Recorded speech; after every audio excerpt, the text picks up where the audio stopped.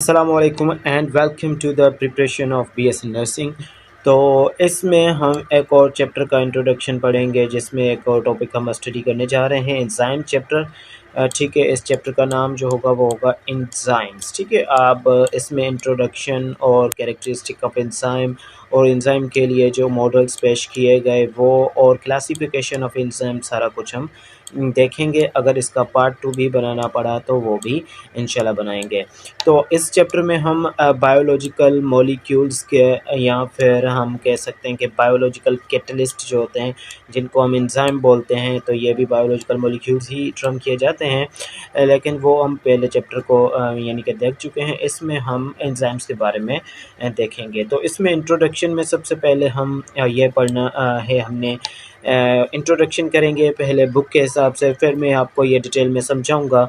Okay, तो life would not be possible, यहाँ पे लिखा हुआ है कि लाइफ जो है वो पॉसिबल नहीं होती अगर ये मेटाबॉलिक एक्टिविटीज़ ना होती सेल्स में। यानी कि हमारे जो सेल्स हैं, हम ट्रिलियंस ऑफ द सेल्स से मिलके बने होते हैं, तो ये अगर मेटाबॉलिक एक्टिविटीज़ यानी कि केमिकल रिएक्शंस ना हो रहे होते तो लाइफ भी पॉसिबल नहीं थी।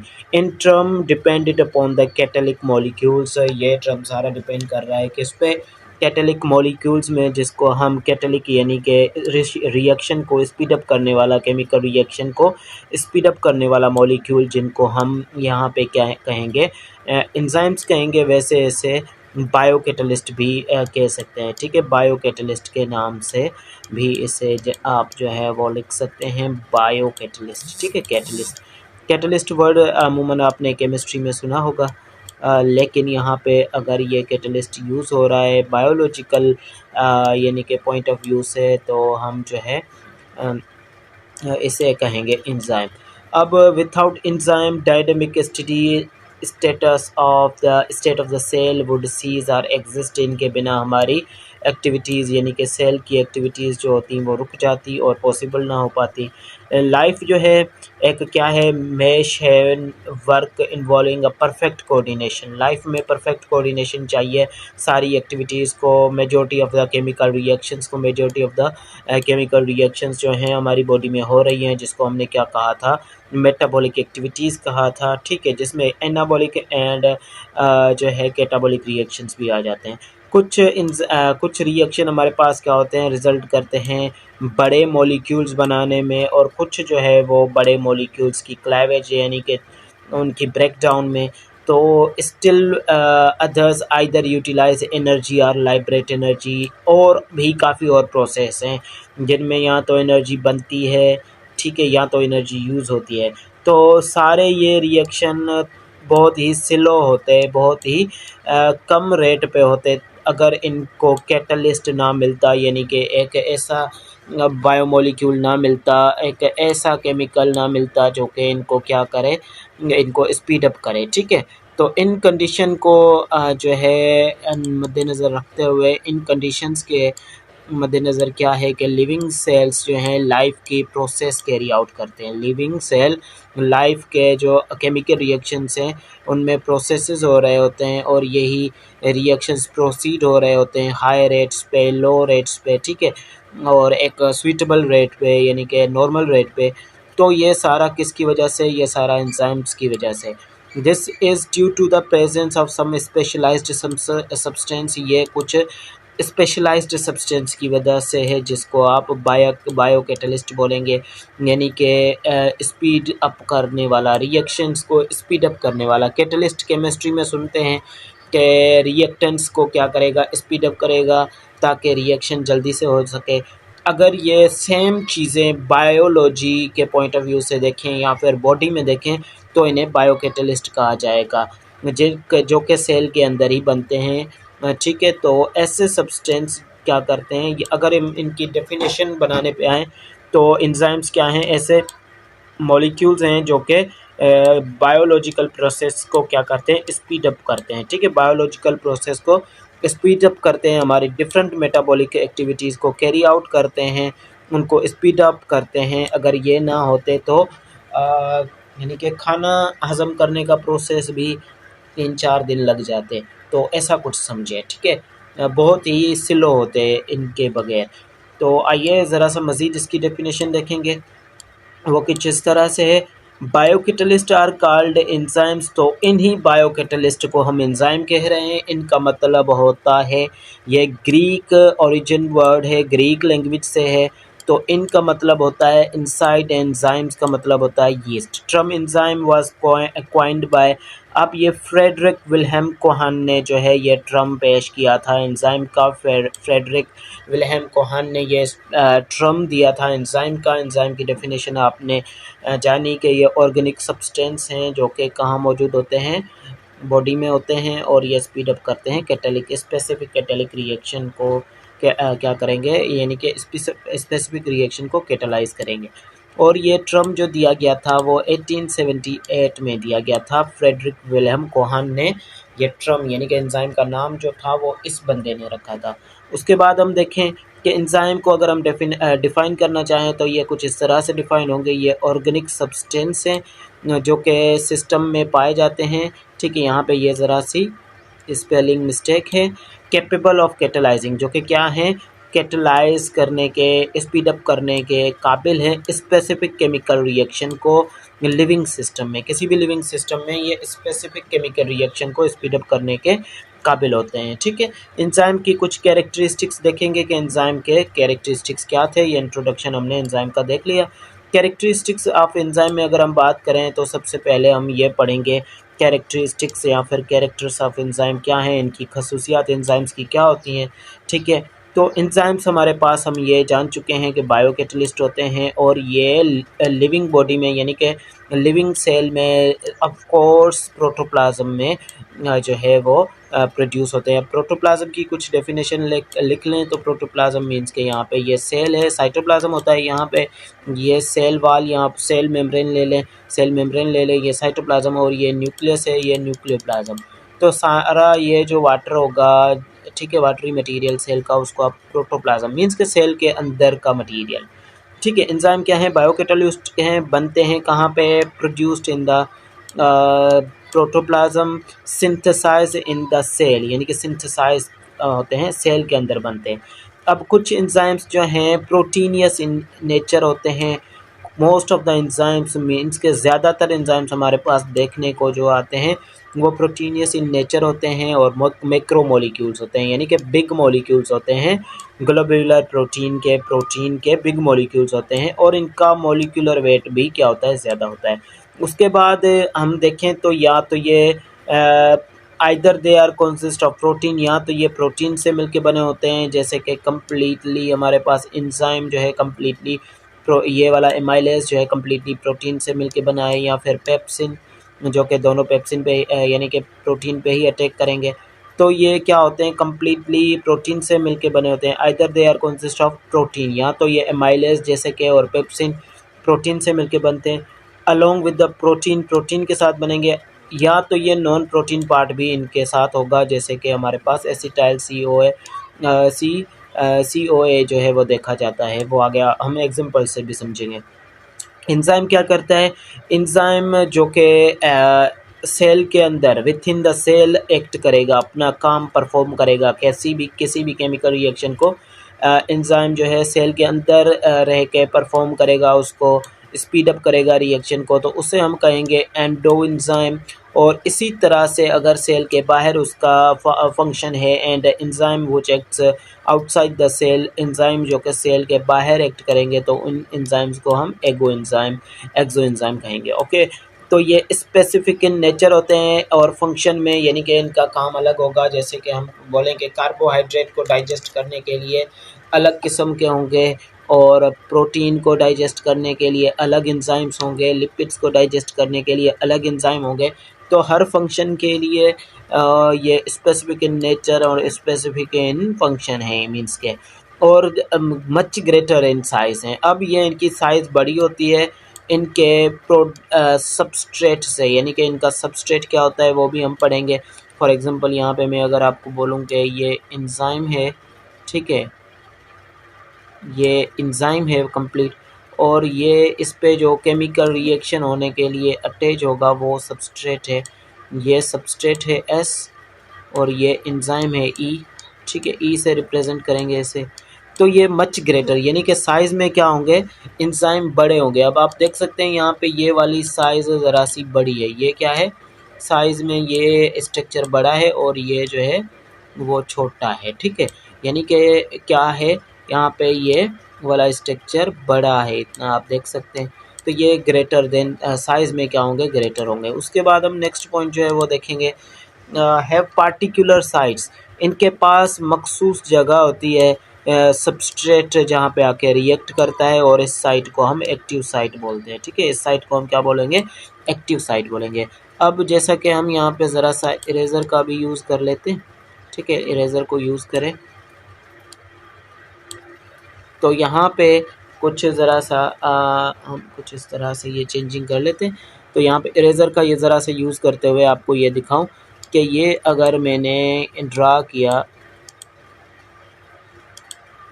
ठीक है, ये मैं ड्रा कर रहा हूँ यहाँ पे, ये एंजाइम की शेप ड्रा कर रहा हूँ, ठीक है। तो ये एक एंजाइम है, ये दिस इज़ अ एंजाइम। और अगर मैं सबस्ट्रेट ड्रा करना चाहूँ, ठीक है, तो ये हो गया उसका सबस्ट्रेट, ओके। अब यहाँ ये जो कि आपके ये सबस्ट्रेट यानी कि ये जो मैं आपको शो करवा रहा हूँ एस से, और ये जो है ई से शो करवा रहा हूँ, ठीक है, ये एंजाइम है, और जो एस से शो कर रहा हूँ वो सबस्ट्रेट है। ये आके यहाँ पे जो अटैच हो रहा है, ठीक है, और एंजाइम और सबस्ट्रेट कॉम्प्लेक्स बना रहा है। तो ये एरो आप देख सकते हैं, ये जो जगह है जहाँ पे ये सबस्ट्रेट अटैच हो रहा है, इसको बोला जाता है एक्टिव साइट। इसको क्या बोला जाता है, एक्टिव साइट। इस एरिया को बोला जाएगा एक्टिव साइट। इस एरिया को क्या बोला जाएगा, एक्टिव साइट बोला जाएगा। इज ए क्लियर नाउ, इस एरिया को एक्टिव साइट बोला जाएगा। Enzyme activity can be accelerated. अब इसकी एक्टिविटी को हम क्या कर सकते हैं, कुछ आयंस की, कुछ साल्ट्स की वजह से। जैसे कि हमारे डॉक्टर जो हैं, गैस या एसिडिटी हो जाती है, एंजाइम हमारे काम करना कम कर देते हैं, तो डॉक्टर हमें सिरप लिख के देते हैं गैस्ट्रिक, तो वो उनमें एंजाइम्स शामिल होते हैं, कुछ आयंस शामिल होते हैं, कुछ साल्ट्स होते हैं, जो कि जाके क्या करते हैं, हमारे यानी कि डाइजेशन को तेज़ कर देते हैं, ठीक है। तो एंजाइम एक्टिविटी को हम एक्सेलरेट कर सकते हैं, तेज़ भी कर सकते हैं, कुछ आयंस से या कुछ साल्ट्स से, जिसको हम बोलते हैं एक्टिवेटर्स। जैसे कि हम जो सिरप वगैरह यूज़ करते हैं उनमें मैंगनीज़ और मैग्नीशियम्स भी शामिल हैं, तो यहाँ पे आप इनका एग्जांपल देख सकते हैं। और एंजाइम की एक्टिविटी को आप रोक भी सकते हो, एंजाइम की एक्टिविटी को आप रोक भी सकते हो कुछ फैक्टर्स है जिनको आप बोलेंगे इनहिबिटर्स। अगर रिएक्शन को इनकी एक्टिविटी को बढ़ाना है तो हम एक्टिवेटर से बढ़ाएंगे, अगर रोकना है तो फिर हम इनहिबिटर्स से, यानी कि हम जो है फिर इनहिबिटर्स से रोकेंगे। और ठीक है, ये भी फैक्टर्स जो हैं वो इनहिबिटर्स के तौर पे काम करते हैं, ठीक है। जैसे कि हम इनकी जो है इसकी एंजाइम की एक्टिविटी पे जो चीज़ें असरअंदाज होंगी वो भी देख लेते हैं। सबस्ट्रेट कंसंट्रेशन अगर बढ़ जाए तो वो भी, एंजाइम की कंसंट्रेशन, पीएच एंड टेम्परेचर, तो ये सारे जो हैं एंजाइम की एक्टिविटी को रोकते हैं। उसके बाद दे आर सेंसिटिव, वो क्या है, सेंसिटिव हैं, they work in specific temperature and specific pH. ये इतने सेंसिटिव हैं, हसास हैं कि ये अपनी मखसूस टेम्परेचर पे या मखसूस पीएच, पावर ऑफ हाइड्रोजन पे काम करेंगे, ठीक है। उसके बाद ये क्या करते हैं, chemically remain unchanged, remain chemically unchanged, इस वर्ड का मतलब होगा कि ये खुद जो है वैसे के वैसे रहेंगे, सिर्फ ये वाला जो सबस्ट्रेट इनके ऊपर आ रहा है इसको प्रोडक्ट में चेंज करवा के फिर ये वैसे के वैसे रह जाएंगे, ठीक है। ये क्या करते हैं, remain chemically unchanged during and after the chemical reaction, chemical reaction के पहले और केमिकल रिएक्शन के बाद। उसके बाद अगर हम एंजाइम की जो है स्ट्रक्चर की बात करें, स्ट्रक्चर ऑफ एंजाइम किस तरह से होता है, तो ये हमने पढ़ा है कि ये 3 डायमेंशनल हमारे पास ग्लोब्यूलर प्रोटीन है। ऊपर वाले पॉइंट्स में हम पढ़ के आ चुके हैं। ये हमारे पास क्या है, एक ग्लोब्यूलर प्रोटीन है हायर मोलिकुलर वेट के साथ। इसके पास रिएक्ट करने के लिए, एंजाइम्स के पास specially reacts with the substance called substrate, ये सबस्ट्रेट से क्या करता है, रिएक्ट करता है, जो कि ऊपर हम पढ़ के आ चुके हैं। आपको दिखा दूं कि इसका सबस्ट्रेट हमने ये बनाया एस, हमने कहा कि एंजाइम की कुछ शेप ऐसे होगी, ये यहाँ पे आके अटैच होगा, तो ये क्या है, इसका सबस्ट्रेट हुआ जिसके साथ ये जाके रिएक्ट करेगा। और ये कहाँ पे आकर रिएक्ट करेगा, एक्टिव साइट पे आके सबस्ट्रेट अटैच होगा। अब हमने पढ़ा था एक पर यहाँ पे ये जो साइट है इसको एक्टिव साइट बोला जाता है, जहाँ पे ये के मुझे ये आके अटैच हो रहा है, ठीक है। उसके बाद है each enzyme has a special charged place, एक स्पेशल चार्ज प्लेस होती है सबस्ट्रेट जहाँ पे आके अटैच हो जाए। Enzyme has special charged place, जहाँ पे फिट हो जाए सबस्ट्रेट, उसको बोलेंगे एक्टिव साइट, जो कि आप पढ़ के आ चुके हैं। Which is complementary is shape, जो कि शेप के साथ रिजेंबल करेगा, किसकी शेप के साथ मिलता जुलता होगा, सबस्ट्रेट की शेप के साथ। अब यहाँ पे आप देख भी सकते हैं, ठीक है, ये ऐसी ही शेप है एंजाइम की एक्टिव साइट की जैसा उसका सबस्ट्रेट था, ठीक है। उससे बाद जो यानी कि आप बना लें, एक और हम बना लेते हैं यहाँ पे। अब इस तरह का भी हो सकता है, किसी का सबस्ट्रेट ऐसा भी हो सकता है, ठीक है। और तो ये एंजाइम की कम्प्लीमेंट्री होगी सबस्ट्रेट के साथ, जैसी सबस्ट्रेट मीन्स के एंजाइम की शेप हो वैसा ही सबस्ट्रेट आके इस पर अटैच करेगा। Charged in the shape of the active site is formed by some amino acid, तो यहाँ पे ये जो एक्टिव साइट है, ठीक है, ये एक्टिव साइट जो है ये एरिया अमाइनो एसिड से मिलके बना होता है, ठीक है। Amino acid present in the polypeptide chain, amino acid polypeptide chain में मौजूद होंगे एक्टिव साइट पे एंजाइम की। अब अमाइनो एसिड क्या करेंगे, एक्टिव साइट को कम क्लोज अरेंज करेंगे स्पेसिफिक वे में, ताकि वो कॉइल हो सके, ठीक है, और इसको क्या है जगह दे सके आपने सबस्ट्रेट को। अब एक्टिव साइट ऑफ एंजाइम के दो रीजन्स होते हैं, ये जो साइट आप पढ़ रहे हो जहाँ पे ये लाल वाला सबस्ट्रेट अटैच हुआ है, इसके दो रीजन्स हैं। एक बाइंडिंग साइट यानी कि ये जैसे ही आएगा यहाँ पे बाइंड होगा, ठीक है, चिपकेगा यहाँ पे, ठीक है। एक्टिव साइट के दो रीजन हो गए, एक बाइंडिंग साइट, दूसरा इसको दूसरी साइट क्या करेगी वो भी यही है, लेकिन ये क्या करेगी, इससे क्या करेगी, स्पीड अप करेगी रिएक्शन, यानी कि इसको कन्वर्ट कर देगी और रिएक्शन को स्टार्ट कर देगी, तो इसको बोलेंगे कैटालिटिक साइट। अब binding site is the region of the active site, binding site क्या है, एक ऐसा एक्टिव साइट का रीजन है जहाँ पे अमाइनो एसिड जो हैं टेम्पररी बॉन्ड्स बनाते हैं, ठीक है, क्योंकि अब इसको इसको जो है सबस्ट्रेट को रिलीज़ भी करना होता है, इसीलिए ये टेम्परेरी बॉन्ड बनाते हैं, यानी कि आर्जी तौर पे बॉन्ड बनाते हैं। On the other hand some amino acids are responsible for the catalytic activity, यहाँ पे ये वाली साइट ही के अमाइनो एसिड जो भी पॉलीपेप्टाइड यहाँ पे हमारे पास चेन मौजूद है अमाइनो एसिड की, वही रिस्पॉन्सिबल होंगे कैटलिक एक्टिविटी के लिए भी, तो इसे कैटलिक साइट भी बोला जाता है। अब स्ट्रक्चरल पार्ट की अगर बात करें हम एंजाइम्स की, स्ट्रक्चरल पार्ट की, beside active site enzyme are completely made of protein, या ये completely प्रोटीन से बने होंगे। only while the other enzyme are made up of protein and non protein part, these enzymes are called conjugated enzymes, ठीक है। इन enzymes को क्या बोला जाएगा, कॉन्जुगेटेड एंजाइम, अगर वो प्रोटीन के अलावा जो है किसी स्ट्रक्चर से मिलके बने हुए हैं। तो कुछ इस तरह से मैं यहाँ पे ड्राइंग कर रहता हूँ। अब अगर समझ लें कि ये क्या है, एंजाइम है।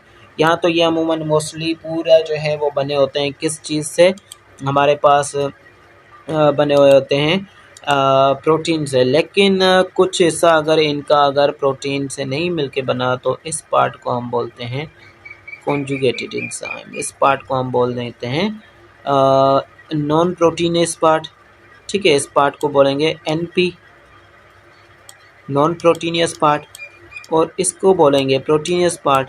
तो ये जो एनपी नॉन प्रोटीनियस पार्ट है हमारे पास, वो क्या होगा, अब हम इस कंप्लीट एंजाइम को बोलेंगे conjugated enzyme. Non protein part of enzyme is called cofactor, ठीक है। अब इसका नाम रख दिया है फर्दर, नॉन प्रोटीनस पार्ट का नाम भी फर्दर रख दिया गया है, जिसको आप कहेंगे क्या, जिसको आप बोलेंगे कोफैक्टर, ठीक है, कोफैक्टर। हमने कहा कि प्रोटीन और नॉन प्रोटीन पार्ट, तो नॉन प्रोटीन पार्ट का जो नॉन प्रोटीन पार्ट है उसको हम नाम देंगे further cofactor. It is responsible for the attachment of substrate at the active site, ये सबस्ट्रेट को एक्टिव साइट पे अटैच करता है, एंड परफॉर्म कैटलिक एक्टिविटी, और कैटलिक एक्टिविटी परफॉर्म करवाता है, ये पॉइंट याद रखिएगा।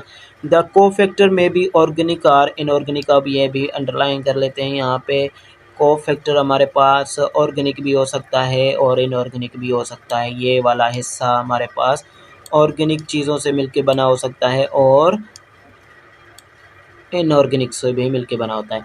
अगर ये इनऑर्गेनिक फैक्टर्स है, इनऑर्गेनिक के फैक्टर है, तो ये मेटेलिक आयंस होंगे, ठीक है, जो कि डिटेचेबल होंगे, कोफैक्टर कॉल्ड एक्टिवेटर्स, जो कि हमने पढ़े थे ऊपर कुछ, ठीक है, Mn और मैंगनीज़ और मैग्नीशियम, ठीक है, ये फैक्टर्स होंगे जो कि डिफरेंट शामिल होते हैं मेडिसिन्स में भी, ठीक है, because they get attached at the time of substrate binding.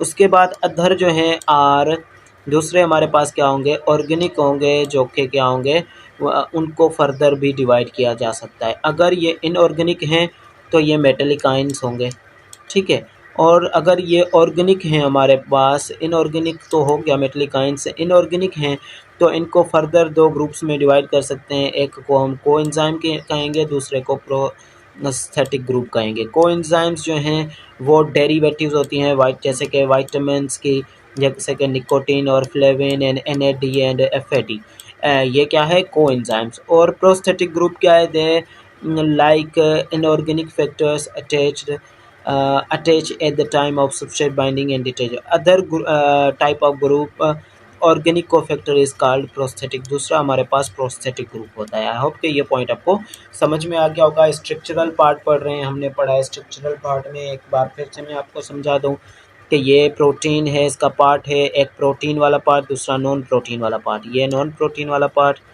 ठीक है, ये प्रोटीन वाला पार्ट। अगर नॉन प्रोटीन वाले पार्ट का नाम रखा हमने कोफैक्टर, कोफैक्टर इस, और इसे हम कहते हैं कॉन्जुगेटेड मॉलिक्यूल है, इसका नाम है कॉन्जुगेटेड मॉलिक्यूल। और इस नॉन प्रोटीन वाले पार्ट को हमने नाम दिया कोफैक्टर, ठीक है। कोफैक्टर में अब दो तरह की चीज़ें हैं, ठीक है। कोफैक्टर में एक होते हैं ऑर्गेनिक और इनऑर्गेनिक मॉलिक्यूल से मिलके बने होते हैं। अगर ये ऑर्गेनिक हैं, इनऑर्गेनिक हैं सॉरी, तो ये मेटेलिक आयंस हैं, और ये अगर ऑर्गेनिक हैं तो फिर ये डेरिवेटिव्स हैं, ठीक है, किस चीज़ की।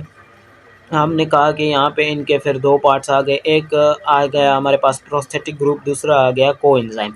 कोएंजाइम्स जो होंगे वो विटामिन की डेरिवेटिव्स, जैसे कि निकोटीन, फ्लेविन और FAD और NAD के डेरिवेटिव्स हैं। बाकी जो ऐसा बचता है वो उसको हम प्रोस्थेटिक ग्रुप बोल देते हैं। सेक्युलर नाउ आई थिंक अगर ये समझ में नहीं आया तो आप पूछ भी सकते हैं, लेकिन आई होप के 2 मरतबा समझाया तो ये पॉइंट आपका क्लियर होगा। उसके बाद हम बढ़ेंगे नेक्स्ट वाले पार्ट, हमारे मैकेनिज्म ऑफ एंजाइम एक्शन, कि एंजाइम के मैकेनिज्म कैसी है, ये कैसे काम करता है। तो इसको समझने के लिए हम लिखें यहाँ पे सबसे पहले एक्सप्लेन करते हैं in order to explain the model of enzyme action, models were presented। दो साइंटिस्ट हैं जिनके मॉडल यहाँ पे हमारे बुक में भी दिए गए हैं, जिनको हम फर्दर स्टडी करेंगे। सबसे पहले हमारे पास जो मॉडल आता है एमिल फिशर का, उसका नाम है लॉक एंड की मॉडल। यह मॉडल पेश किया था एमिल फिशर ने 1898 को। ये मॉडल एंजाइम्स के काम करने का तरीका बताया था। इसमें इसने बताया था, अकॉर्डिंग टू दिस मॉडल, इसने ये कहा कि पार्टिकुलर एंजाइम होगा acts upon a particular substrate, एक खास किस्म के सबस्ट्रेट पे, जो कि क्या करेगा, जाके एक्ट करेगा। जैसे कि पार्टिकुलर लॉक जो है वो पार्टिकुलर लॉक जो है कैन अनलॉक, जैसे कि पार्टिकुलर लॉक अनलॉक करता है, पार्टिकुलर की को से अनलॉक हो जाता है। मींस कि एक लॉक है वो एक मखसूस किस्म की से अनलॉक हो जाता है। तो इसी तरह से पार्टिकुलर एंजाइम जो होगा वो उसके लिए पार्टिकुलर सबस्ट्रेट ही होगा। यानी कि अब कुछ इस तरह से ये लॉक है, जो भी जैसे भी हम बाजार में से क्या करते हैं, लॉक परचेज़ करते हैं, तो उसमें जो की लगनी होती है वो हमें स्पेसिफिक देता है, वही जो है की उससे ही उस लॉक को ही लगती है, और बाकी जो है वो नहीं लगती, ठीक है। इसी तरह से ये मॉडल भी दिया गया कि particular enzyme acts on a particular substrate, यानी कि एक ख़ास किस्म का। अब हम ऐसे कर लें कुछ इस तरह से, ठीक है, और मैं कुछ इस तरह से बना लूँ। तो यहाँ पे देखें एक वाले हिस्से पे तो ये लग जाएगा, ये वाला हिस्सा, लेकिन इस वाले हिस्से पे ये वाला सबस्ट्रेट इस वाले हिस्से पे, यानी कि ये जो ट्रायंगल वाला हिस्सा है ये वाला, ठीक है, जो कि मैंने दोनों स्क्वायर बने हैं, तो ये वाला नहीं लगेगा। इसीलिए ये मॉडल जो है पेश किया गया कि particular enzyme act on the particular substrate, ठीक है।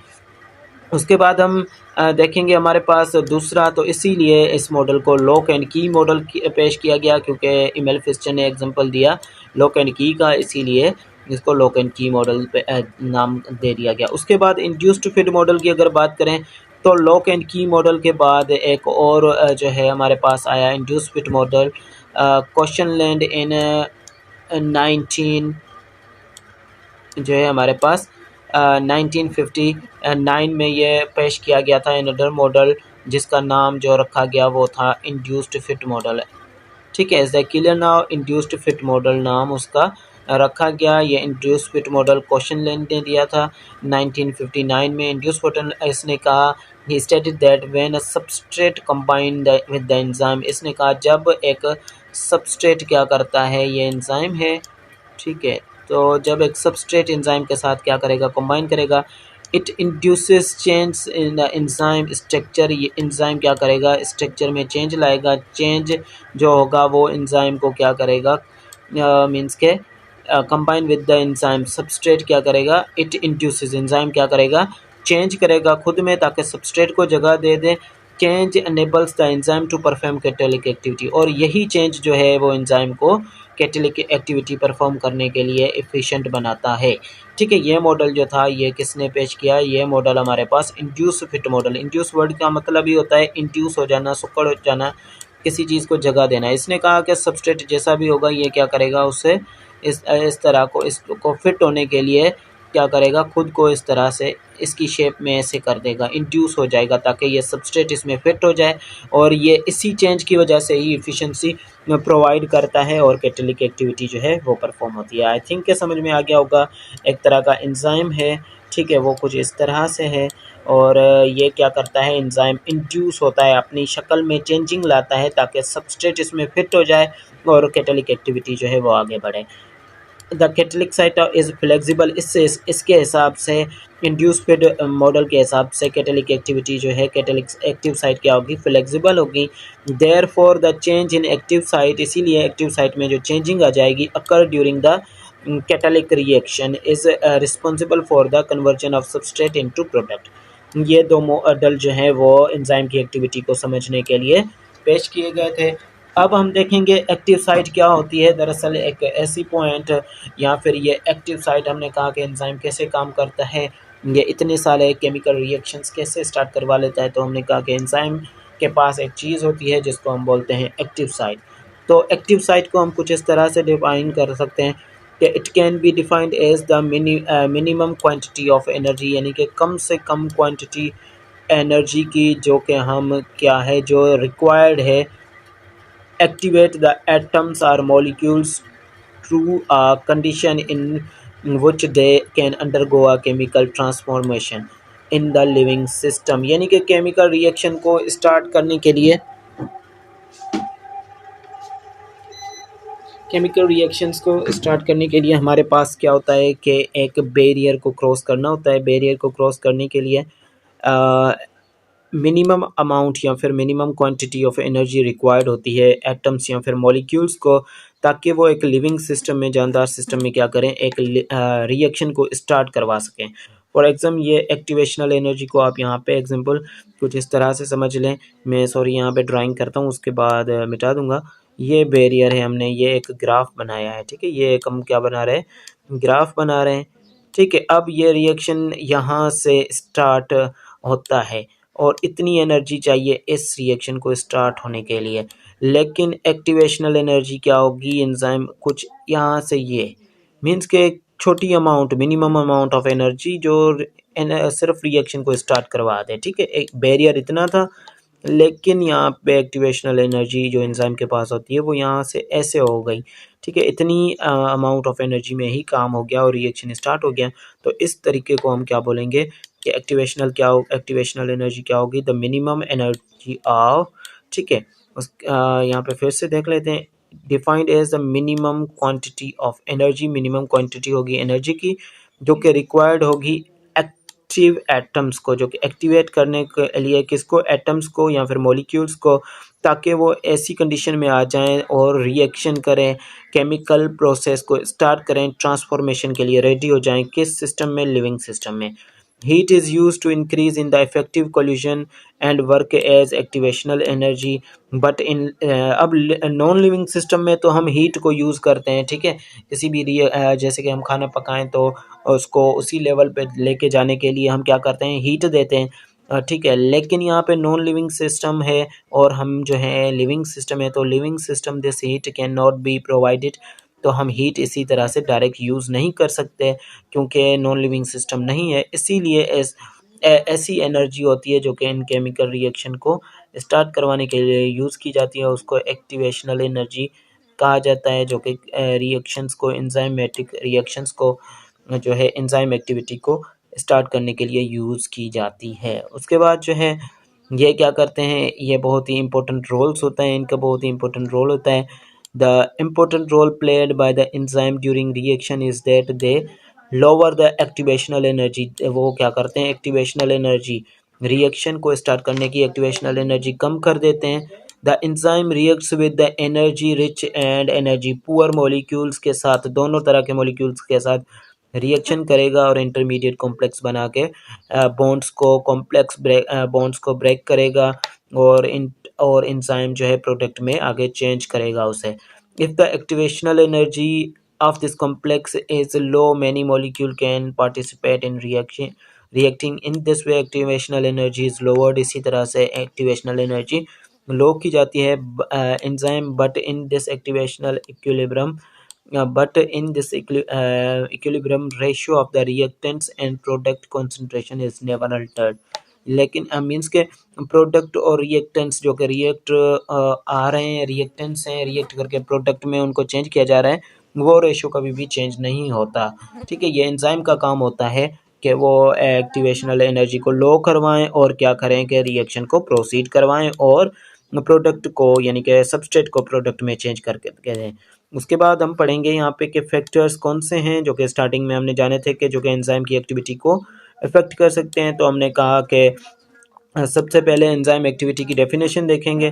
तो एंजाइम एक्टिविटी हमारे पास क्या होती है, enzyme rate of enzyme activity जो होता है वो means the quantity of substrate, यानी कि सबस्ट्रेट की ऐसी क्वांटिटी जो कि ट्रांसफॉर्म हो जाए प्रोडक्ट में, जो सबस्ट्रेट की क्वांटिटी ट्रांसफ़र हो जाए प्रोडक्ट में। ठीक है, रिएक्टेंट्स कह सकते हैं सबस्ट्रेट को, ये ट्रांसफ़र हो जाए प्रोडक्ट में इन यूनिट टाइम, एक सेकेंड में। ठीक है, एक सेकेंड में जितने सबस्ट्रेट चेंज हो जाएंगे प्रोडक्ट में उसको हम बोलेंगे एंजाइम एक्टिविटी। अब जितना जो है प्रोडक्ट ज़्यादा होगा फॉर्म्ड पर second greater will be the enzyme activity. जितना प्रोडक्ट ज़्यादा बनेगा हम कहेंगे कि उतनी ही क्या है, एंजाइम एक्टिविटी ज़्यादा है, और वाइस वर्सा। इसी तरह से जितना जो है कम प्रोडक्ट बनेगा हम कहेंगे कि एंजाइम एक्टिविटी क्या है, बहुत ही कम है। इसी तरह से हम आगे जो है वो बढ़ रहे हैं। सम ऑफ द फैक्टर्स, कुछ फैक्टर्स हैं जो कि अफेक्ट करते हैं, वो नीचे दिए गए हैं। सबसे पहले हमारे पास आ जाता है टेम्परेचर। टेम्परेचर की अगर हम बात करें तो ये किस तरह से असरअंदाज होता है एंजाइम एक्टिविटी पे। तो केमिकल रिएक्शंस जो हैं डिपेंड करते हैं मॉलिक्यूलर मोशन पे। Higher the number of substrate molecules reach to the enzyme, higher will be the change of the reaction and vice versa. अब एस्टिमेट किया जाता है, एक एस्टिमेशन है, एस्टिमेट का मतलब है कि एक तुक्का लगाया जाता है कि increase in 10 centigrade of temperature double the rate of reaction. Rate of reaction को क्या कर देता है, डबल कर देता है अगर 10 सेंटीग्रेड टेम्परेचर डबल हो जाए तो। Enzyme are also sensitive. अब बात की जा रही है कि एंजाइम्स भी क्या हैं, सेंसिटिव हैं टेम्परेचर से, क्योंकि वो प्रोटीनियस इन नेचर हैं, कंपोजिशन में, इसीलिए द टेम्परेचर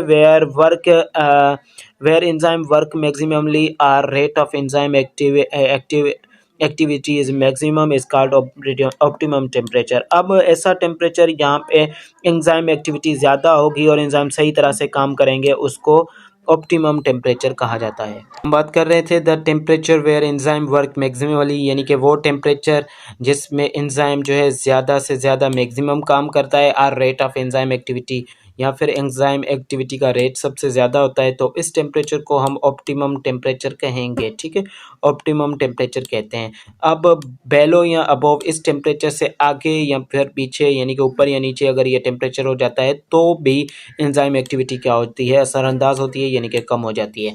जैसे कि human enzyme are highly active at about 37 degree. ठीक है, 37 डिग्री पे क्या है, हाईली एक्टिव होते हैं।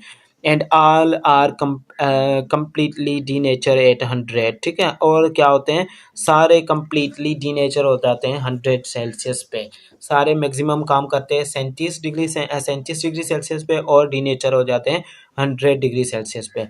वेयर एट यानी कि कम से कम टेम्परेचर अगर 0 डिग्री सेल्सियस आए तो activity is reduce to minimum but enzyme are not destroyed. Activity क्या होगी, मिनिमम हो जाएगी, 0 से 0 हो जाएगी, लेकिन एंजाइम जो है वो डिस्ट्रॉय नहीं होते। Most of enzyme in higher organism, काफ़ी एंजाइम्स ऐसे होते हैं हायर ऑर्गेनिजम्स पे जिनका ऑप्टिमम टेम्परेचर जो है वो 25 डिग्री सेल्सियस या फिर 42 डिग्री सेल्सियस भी होता है।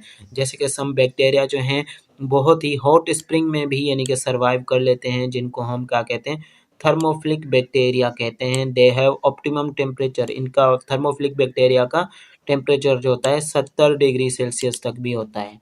ठीक है, उसके बाद हम देखेंगे हमारे पास पीएच का इफेक्ट क्या होता है। टेम्परेचर का इफेक्ट हमने पढ़ लिया कि टेम्परेचर का इफेक्ट जो होता है वो भी होता है इंसान के जो है टेम्परेचर इंसान वो भी 37 डिग्री सेल्सियस पे मैक्सिमम काम करते हैं। अगर ज़रा सा उतार चढ़ाव आ जाए इसमें तो भी इनकी एक्टिविटी जो है कम हो जाती है, उस यानी कि इफेक्ट होता है। उसके बाद पीएच का इफेक्ट क्या होता है, तो जैसे कि हमारे पास एसिडिक और बेस मीडियम में एक्टिविटी जो है एंजाइम की वो वेरी करती है पीएच लेवल के ऊपर भी।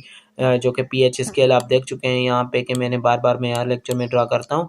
यहाँ पे 7 हो गया, उसके बाद 14।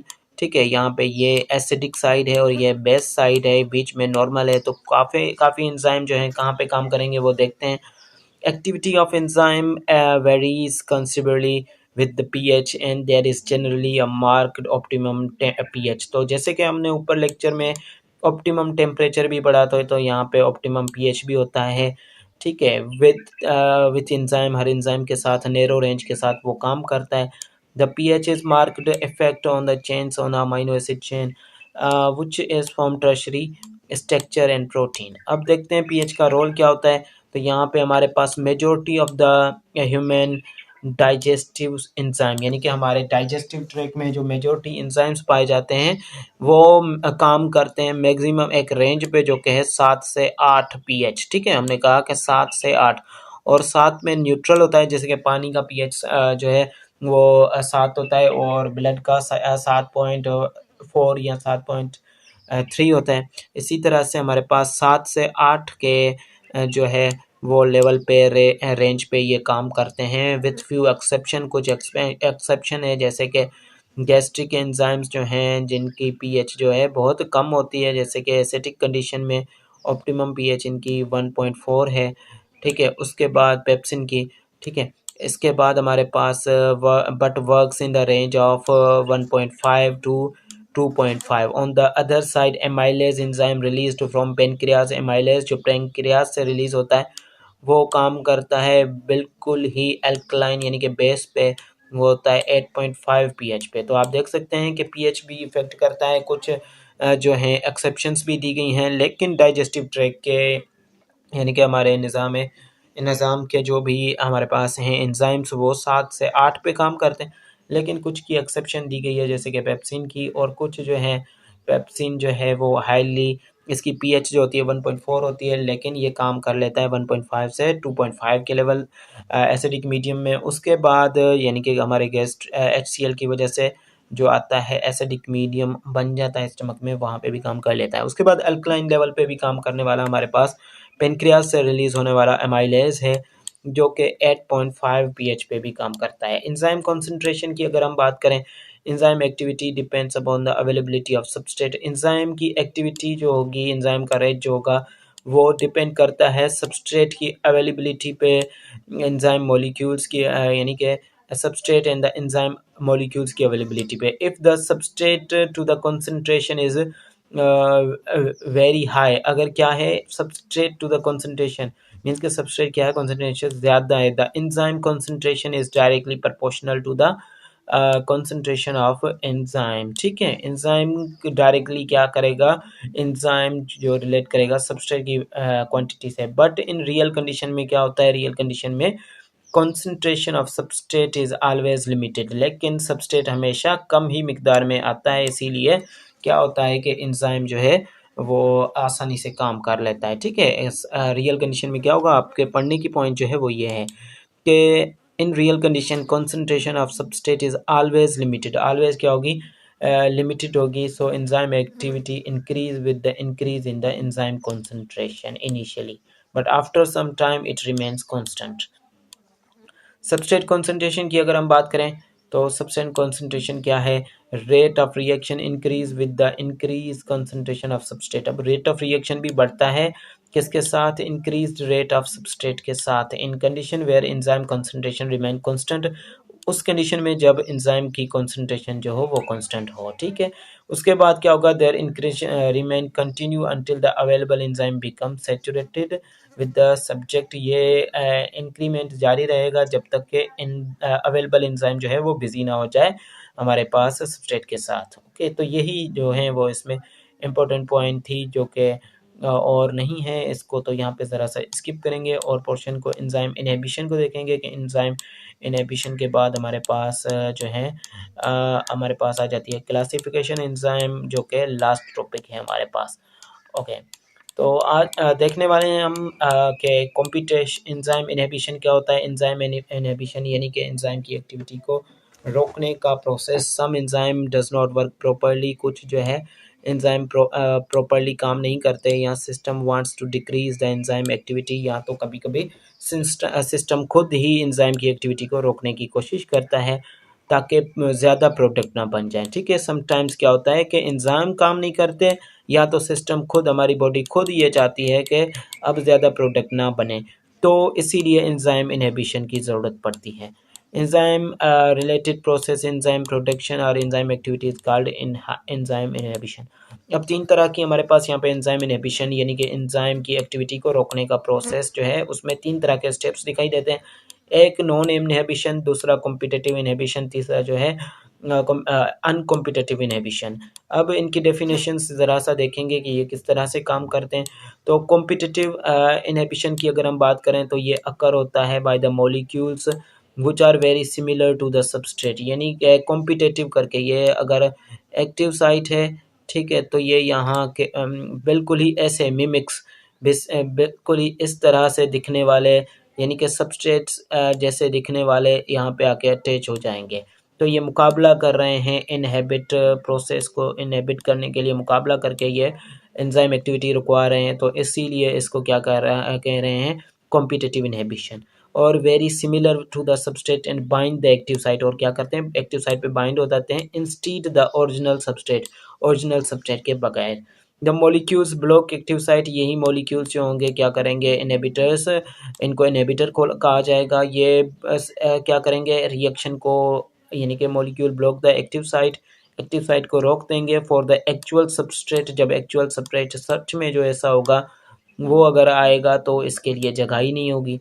तो इस तरह की इनहिबिशन को, इस तरह के एंजाइम के रोकने के प्रोसेस को हम कॉम्पिटिटिव इनहिबिशन बोलेंगे। अब इस तरह की एग्जांपल हमारे पास जो है पेनिसिलिन, नियासिन, ठीक है। पेनिसिलिन है is a competitive inhibitor which block the enzyme which is responsible to construct bacterial cell wall। अब पेनिसिलिन जो है फर्स्ट एंटीबायोटिक है, ये एंटीबायोटिक है जो कि क्या करती है? बैक्टीरियल सेल के मशीनरी को, सेल वाल की मशीनरी को, जो कि बैक्टीरिया किससे, बैक्टीरिया ज़्यादा प्रोड्यूस हो रहे होते हैं, ठीक है। तो एंजाइम्स क्या कर, ये पेनिसिलिन क्या करती है?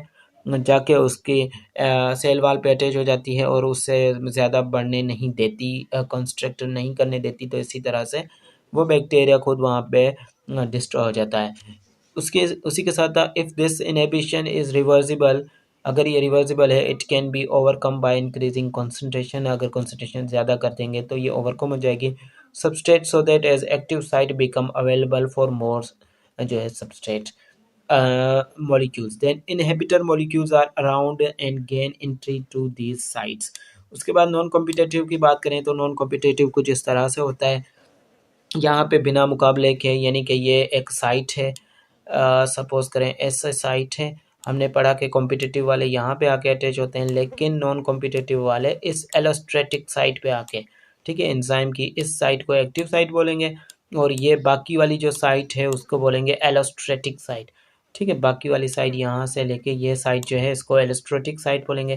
तो कुछ एंजाइम्स जो हमारे पास इनहिबिटर्स हैं एंजाइम की एक्टिविटी को रोकने के लिए, एंजाइम की रेट ऑफ रिएक्शन को रोकने के लिए, ये क्या कर जाएंगे?